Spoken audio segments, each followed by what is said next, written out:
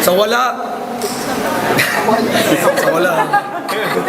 Sa wala, Repen, Remsen, pati Muntinlupa, may record na 2-0. Magingay para kay Balakid.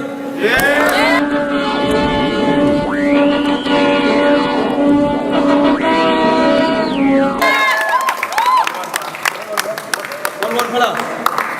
Sa minuto, Balakid. Mas gugustuhin ko pang maging libag na nabuhay kaysa maging pusero na ang mga punchline walang kabuhay-buhay. At enigma ang corny mo naman. Ang cliche naman itong aking kalaban. Tingnan nyo nga naman, may Kristo sa sabungan. Ako'y magsisilbing John the Baptist dahil sa flip-top kita ibibinyagan. Lulunurin kita sa ilog ng iyong kamangmangan. Ako'y magpapaka-antikristo, hindi dahil ako'y satanista, kundi dahil aking kukontrahin ng mga barat mong panis na. Alam mo ba, kahit magpatulong ka sa mga apostol, it won't make a difference. Papaikot-ikutin ko lang kayong parang trip to Jerusalem. Eraserheads reference. Kaya wag kang parang CBCP, wag kang masyadong mapapel. Yung RH bill, wag nyo nang idiskarel. Dahil hindi kami pro-abortion, pro-choice ang aming ipinagtatanggol. Magiging pro-abortion lang ako kung si Romel ang sanggol. Dahil ang tula ko'y deadly. Pumapatay, kumikitil, pumapas lang 3 ways. Huwag ka na umasa, magre-resurrect ka pa after 3 days. Dahil hindi ka na tatalino, kahit sa 3 wise men sumabit, mga linya mo nakakaantok parang 3 o'clock habit. Kaya sa mga tulad mong banong rapper, dapat ipa ako sa krus para wala nang marinig na banong kanta kailanman si Juan de la Cruz. Sa minuto, Balakid. Yangkap mo, peking DC. Palibasa, doble cara. Rapper sa gabi, karnaper sa umaga. At tinawag mo akong kamukha ni Bentong, wala akong pake. Batanggen yung duwag, ang matapang lang sa'yo, kape. New Yorker ang swag kung mag-rap ala J. New Yorker pumorma kung magsalita ala A.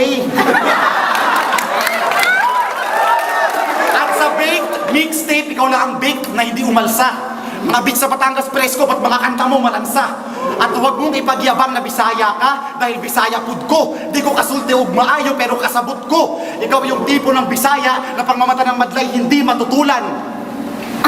Ikaw yung tipo ng Bisaya na pangmamata ng madlay hindi matutulan. Baduy at bakyang stereotype, iyon lamang pinapatunayan. Dahil imbis na paunlarin, ang kulturang sa iyo'y biyaya. Ikaw pa isa sa mga dahilan kung ba't naging pang-insulto ang salitang Bisaya. Kaya parang Poncio Pilato, ang pandarasa sa'yo'y aking may ibigan. Balisong sa ngalangal ang pangkaladkad sa'yo, pauwing iligan. At isusubsub ko sa turbine ng Maria Cristina Falls yung pagmumukha mo. Tapos diretso tayo sa Cotabato para barilin ka na ni Zaito.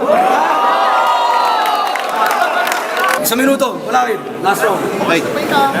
Written generic diss, yung pinangtanong mo kay Harlem, gagamitin mo pa sa akin? Medyo malupit, pero kahit kaninong kabattle, pwedeng gamitin. Ilang taon mo yung sinulat at sinaulo sa bahay, nag-i-imagine ng kaaway, pinagpapraktisa ng nanay.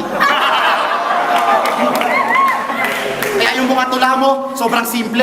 Mistulang rap-rapan. Lampas langit ng antas ko, nandiyan ka pa rin sa sabsaban. Kaya yung tala sa taas mo, ibabato ko sa iyong parang kumeta. Hindi ka nakapagligtas ng rap, isa kang bula ang propeta. Dahil kung Kristo ka nga, gumawa ka ng himala, gamutin mo si Righteous One, patayuin mo bigla.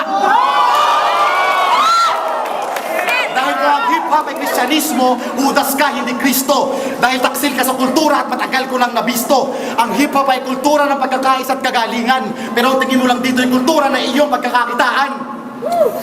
Kaya naman, ako ang tunay na malagim. At sa tagumpay ako'y sakim. Son of God ka lang, ako ang Pinoy na rakim. At kung hindi mo siya kilala, yung linya hindi mo nakuha, huwag kang magpaka-hip-hop, ignorante sa kultura.